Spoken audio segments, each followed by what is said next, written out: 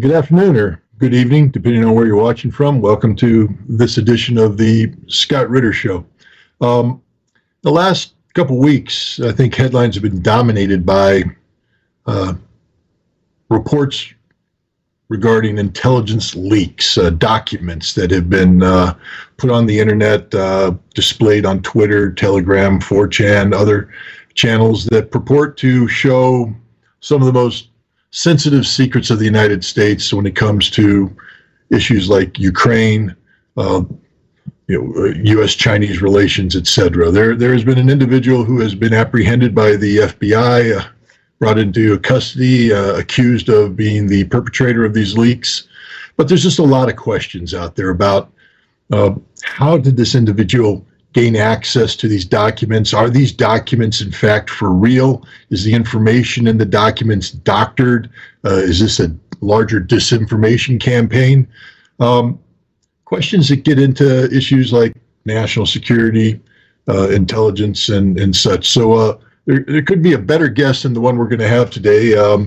A very experienced intelligence official from the United States, Larry Johnson. I also call him a friend and a colleague. Larry is somebody that has worked in the CIA. He's worked with in the counterintelligence, the intelligence field, with the State Department, and he's somebody who has been outspoken on this issue. Thank you very much, Larry, for coming. If there's anything about your bio that you want to correct, feel free to do so at this time.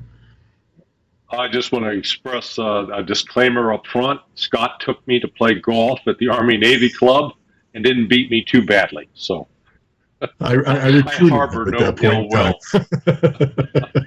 in time. But, no, thank you, Larry, for coming on. Look, I think we should also put another disclaimer that although we're friends and we're colleagues, we oftentimes have disagreements on issues. Sure. But that's a good thing, because I think some of the times when you have issues of this complexity, the notion that we, people like you and I, are going to spoon feed an audience answers is right. Absurd. I think sometimes the best thing that can happen is that we have a discussion and let the audience see things. Now, I'm not saying that we're in disagreement here. I'm just saying that there are times when dogs decide to bark in the middle of a program, and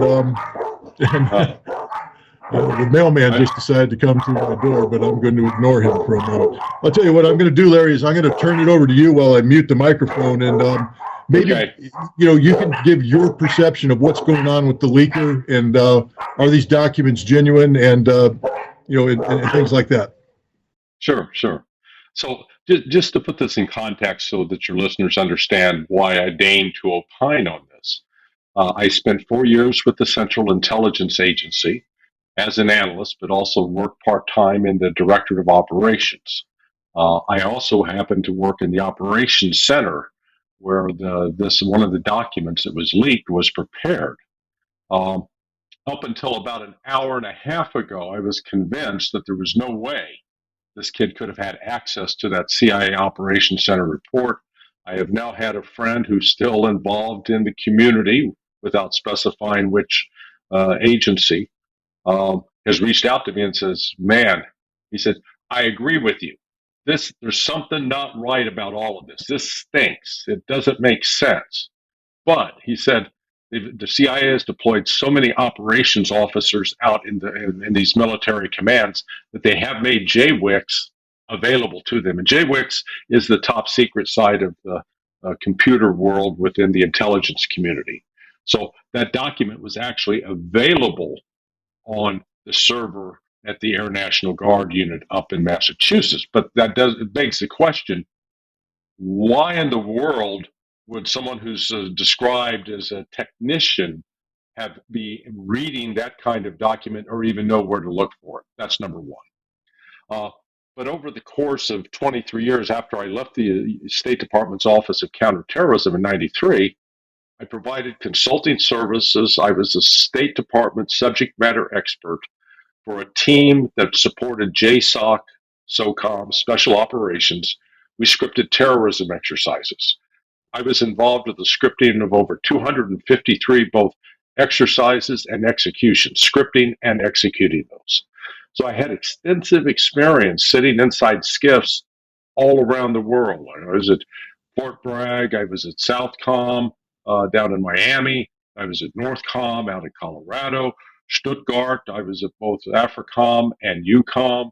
CENTCOM, SOCOM are both at MacDill. So, I was in all of them. And in my experience, I never saw any E3s running around. Uh, One of my friends who is familiar with the Air Force now, a more recent vintage, has confirmed. He says it's crazy, but he says the Air Force has been hiring these youngsters, 19, 20, 21, and giving them these extraordinary clearances. He says, so that's not wrong. That's not wrong. But he says the issues that are wrong is that the documents that were available that could have been taken, that should have been taken, weren't.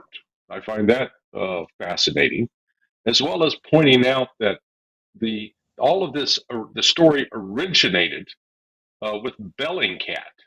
And Bellingcat, as you know, Scott, is an MI6 front that's received money from the CIA. Bellingcat was notorious back during the so-called sarin gas attacks in Syria that were ostensibly carried out by the Syrian government, when in fact they were carried out by the rebels that were being funded by the Brits. It was a staged incident. Bellingcat was in the lead in trying to sell the lie in that story.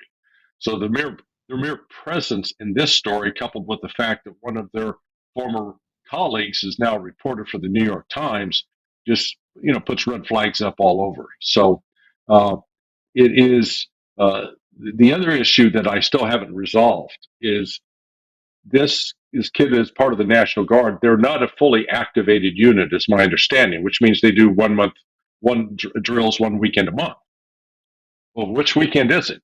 Was it the weekend of March 4th, March 5th?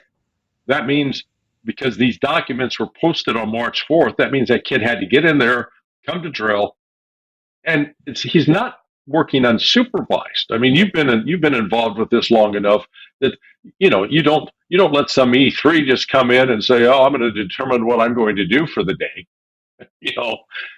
They have a chain of command. They have non-commissioned officers. They have lowly lieutenants up to lieutenant colonels and colonels parading about. And particularly if you're in a skiff, you don't just get to decide on your own, well, what am I going to do today? I'm just going to surf the web or, whatever. So just a lot of it doesn't make sense. I think I have no doubt that the documents are genuine. I have no doubt that the documents are primarily devoted to Ukraine and Russia and paint a very different picture from what has been presented to the American people by General Milley, Chairman of the Joint Chiefs of Staff, and Lloyd Austin, Secretary of Defense. So when you combine those two facts together, I don't think the kid was doing this on his own. I think he was used. I don't know how he was used, but I don't think this is just a one-off and a serendipitous event. Well, thank you, Fred. Just because we're speaking to an audience that may not understand some of the terminology used. Sure. Real quick, what's a SCIF? Yeah, so SCIF stands for Sensitive Compartmented Information Facility, spelled SCIF, but pronounced like SKIFF. And when you go into an operations center, I put a picture up on my site at sonar21.com about last week about the CAOC, the Combined Air Operations Center that was up in Al Udeid, posted right on the CENTCOM's website. I mean, it's not like I was posting secret information. This stuff's all public.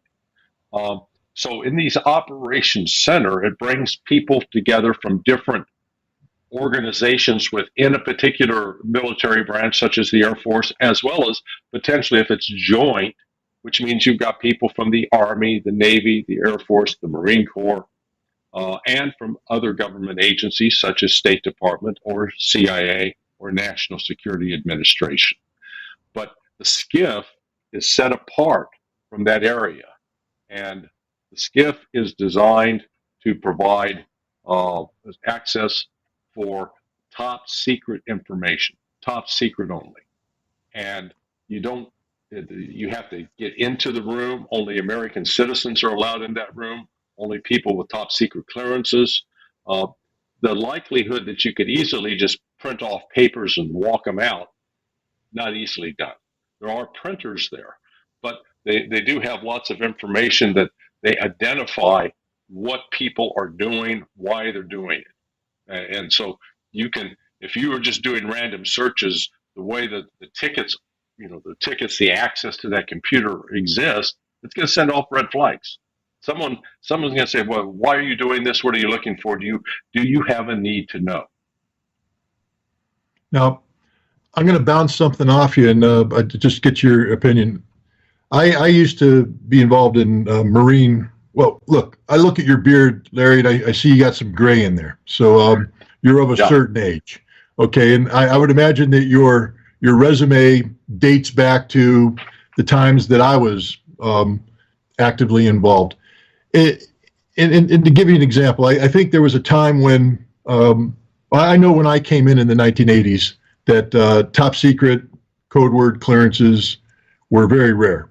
And only people that had an absolute need to know were given them. And to gain access to a skiff or a place where this stuff was stored, it wasn't just that you had the clearances, but you had to have a need to know, which generally meant that you were trained in the material that you were going to gain access to, and that training comes with schooling, experience, et cetera. So right off the bat, the idea of a E3, that's a low-grade enlisted personnel, working out of a Air National Guard facility in Massachusetts, gaining access to the chairman of the Joint Chiefs of Staff sensitive briefing documents seems ludicrous. And it would have been ludicrous back in the day because those documents never left the Pentagon. They never left the Sensitive Joint Operations Center. That was a contained area.